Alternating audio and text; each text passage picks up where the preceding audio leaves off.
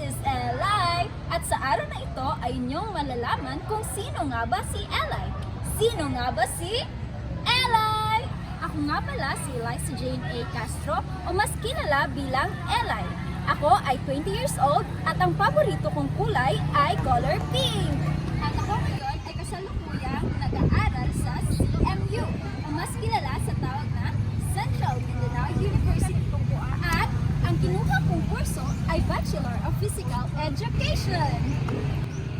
At ako naman ay nakatira sa Letong Baguio, San Fernando, Bukidnon. Alam niyo ba kung bakit tinawag itong Letong Baguio? Dahil ito ay hango sa daanan patungong Baguio. Mahilig akong magluto, kumain, at magbasa ng libro. At ang talento ko naman ay sumayaw at kumanta. Ang hangarin ko naman sa buhay ay ang makapagtapos ng pag-aaral at magkaroon ng stable na pamumuhay.